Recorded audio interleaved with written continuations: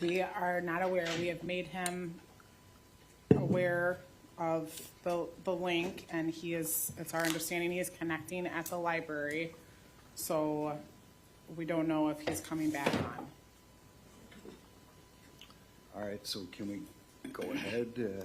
I think that, yes, we can proceed. Okay. He knows what time the court was supposed to start back up, and that he needs to be back on, ready to go when the court's ready to proceed. Very good. All right, let's go back on the record. Anything before we bring in the jury?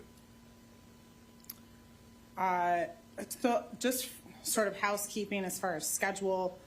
We did pick a jury faster than we anticipated. So two of our sort of citizen witnesses, Robin Reels and Attorney David Lang, are not available today.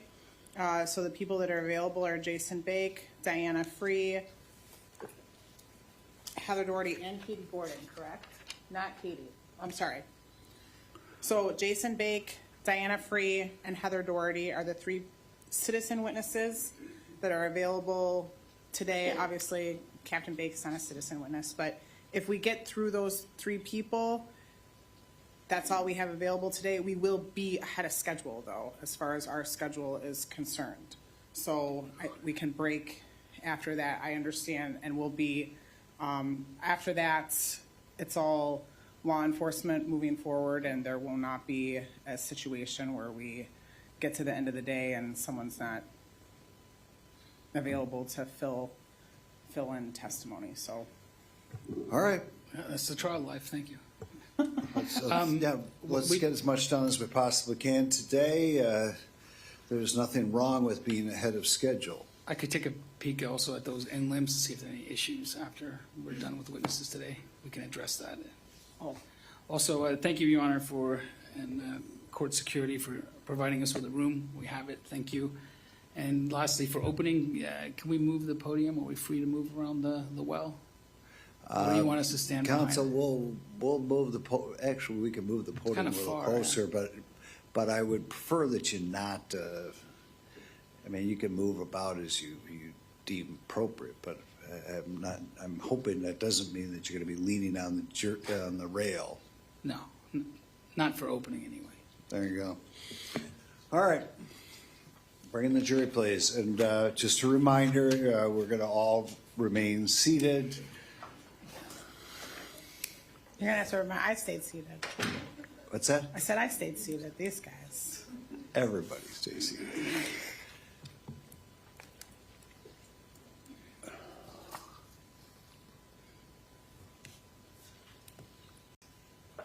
I'm gonna put a post-it note. Stay seated for the jury. No,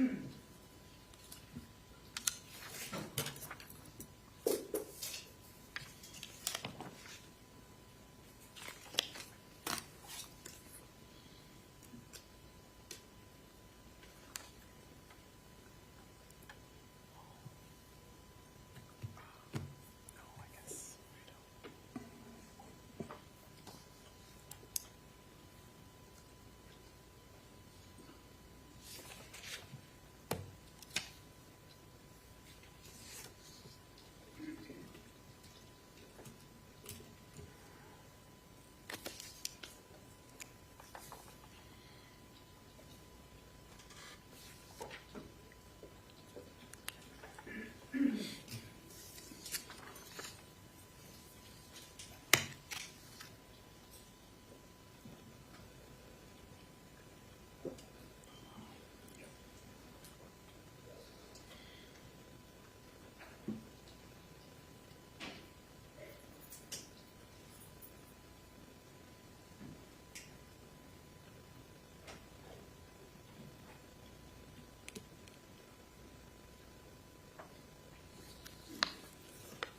All right, ladies and gentlemen, before we broke, whoa. I was gonna say we have an empty chair.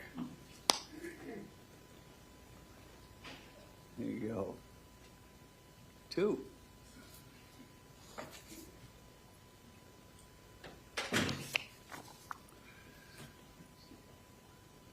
Now, trial, ladies and gentlemen. Before we broke, I gave you some instructions, specifically that you should not discuss the case. Is there anybody who did not? If you did not comply with that instruction, please raise your hand. Before the trial begins, there are certain instructions you should have to better understand your function as a juror and how you should conduct yourselves during the trial. Your duty is to decide this case based upon the evidence presented and the law given to you by this court. Anything that you may see or hear outside the courtroom is not evidence. All people deserve a fair trial in our system of justice, regardless of their race, national origin, religion, age, ability, gender identity, sexual orientation, education level, income level, or other personal characteristics. You must be careful to evaluate the evidence and resist any urge to reach a verdict that is influenced by bias for or against any party, witness, or attorney. Personal opinions, preferences, or biases have no place in the courtroom, where our goal is to treat all parties equally and to arrive at a just and proper verdict based upon the evidence. Do not begin your deliberations and discussions of the case until all the evidence is presented and I've instructed you upon the law. Do not discuss this case among yourselves or with anyone else until your final deliberations in the jury room. This order is not limited to face-to-face conversations. It also extends to all forms of electronic communication. Do not use any electronic devices such as mobile phones, computer, text, or instant message, social networking sites to send or to receive information about your experience as a juror. We will stop or recess from time to time during the course of the trial. You may be excused from the courtroom when it's necessary for me to hear legal arguments of the lawyers. If you come into contact with the parties, lawyers, or witnesses, do not speak to them. For their part, the parties, lawyers, and witnesses will not contact or speak with you, the jurors. Do not listen to any conversation about this case. Do not research any information that you personally think might be helpful to you in understanding the issues presented. Do not investigate this case on your own or visit the scene, either in person or by electronic means. Do not read any newspaper reports or listen to any news reports or on the radio, television, or over the internet, or any other electronic application or tool about this trial. Do not consult any dictionaries, computers, electronic applications, social media, the internet, or other reference materials for additional information. Do not seek information regarding the public records of any party or witness in this case. Any information that you obtain outside the courtroom could be misleading, inaccurate, or incomplete. Relying on that information is unfair because the parties would not have the opportunity to refute, to explain, or to correct it. Do not communicate with anyone about this trial or your experience as a juror while serving on the jury. Do not use a computer, cell phone, or other electronic device, including personal wearable electronics applications or tools with communication capabilities to share any information about this case. For example, do not communicate by telephone, blog, post, email, text message, instant message, social media post, or any other way on or off the computer. Do not permit anyone to communicate with you about this matter, either in person, electronically, or by other means. If anyone does so, despite you telling them not to, you should report that communication to me. I appreciate that it will be tempting for you when you go home in the evening to discuss this case with another member of your household, but you may not do so. This case must be decided by you, the jurors, based upon the evidence presented in the courtroom. People not serving on this jury have not heard the evidence, and it is improper for them to influence your deliberations and decision of the case. After the trial is completed, you are free to communicate with anyone in any manner. These rules are intended to assure that jurors remain impartial throughout the course of the trial. If any juror has any reason to believe that another juror has violated these rules, you should report that to me. If jurors do not comply with these rules, it could result in a new trial involving additional time and significant expense to the parties and to the taxpayers. You are to decide this case only on the evidence offered and received at trial. The first count charges that the defendant did on Tuesday, June 11, 2024, in the town of Kleiman, Dodge County, Wisconsin, did cause the death of Crystal Ann Rasch with intent to kill that person, contrary to Wisconsin statute. To this charge, the defendant has entered a plea of not guilty, which means the state must prove every element of the offense charged beyond a reasonable doubt.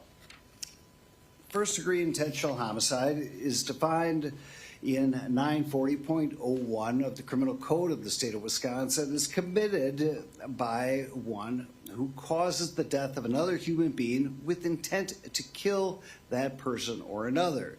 Before you may find the defendant guilty of first-degree intentional homicide, the state must prove by evidence which satisfies you beyond a reasonable doubt that the following two elements were present. First, the defendant caused the death of Crystal Rasch. Cause means that the defendant's act was a substantial factor in producing the death. Second, the defendant acted with intent to kill Crystal Rasch. Intent to kill means the defendant had the mental purpose to take the life of another human being or was aware that his conduct was practically certain to cause the death of another human being.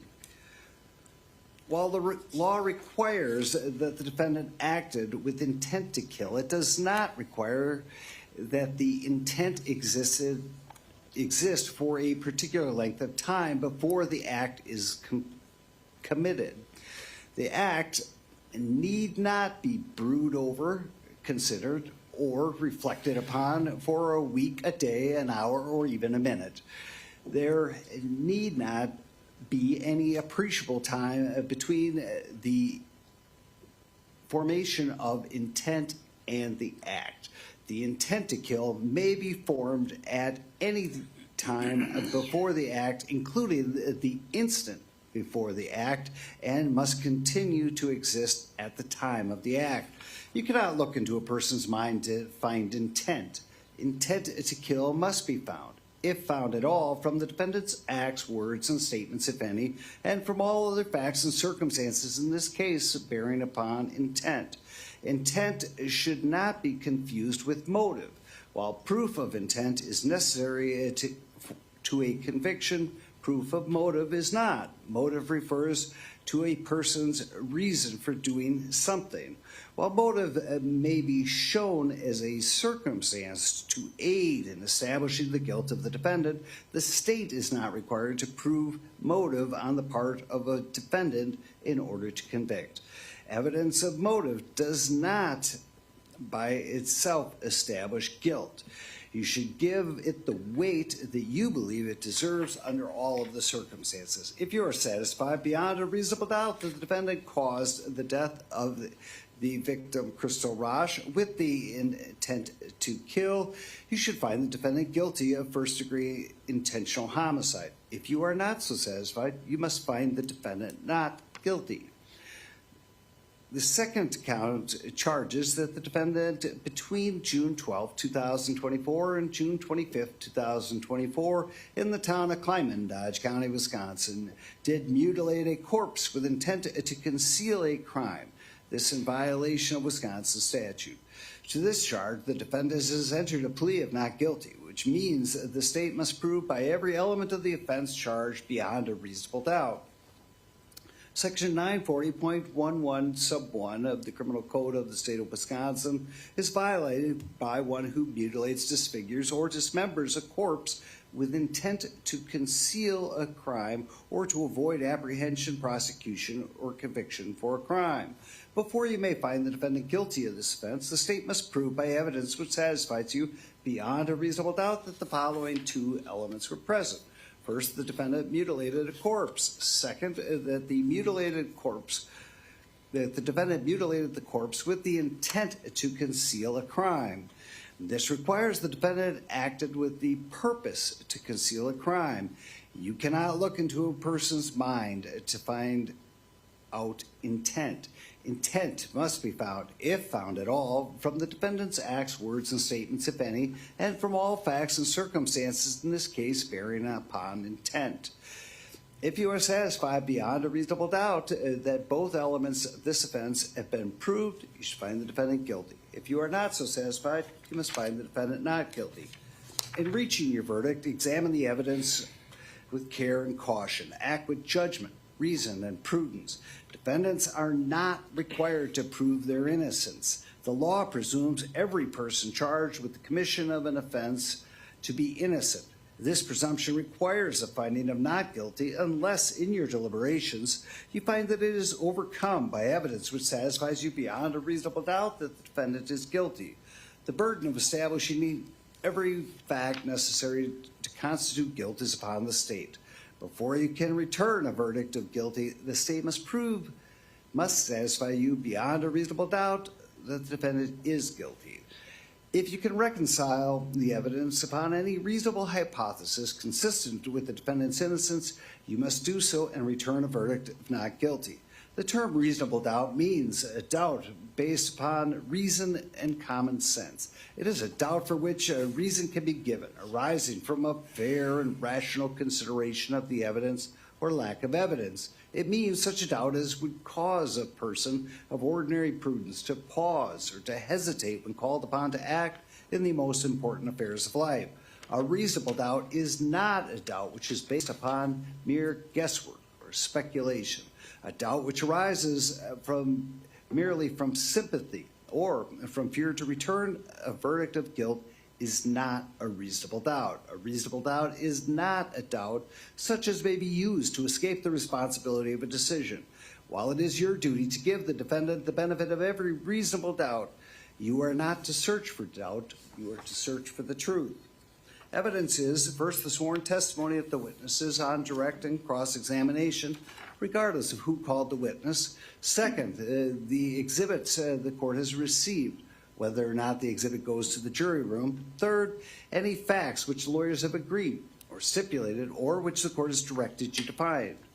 Attorneys for each side have the right and the duty to object to what they consider are improper questions asked of witnesses and to the admission of other evidence which they believe is not properly admissible. You should not draw any conclusions from the fact that an objection was made.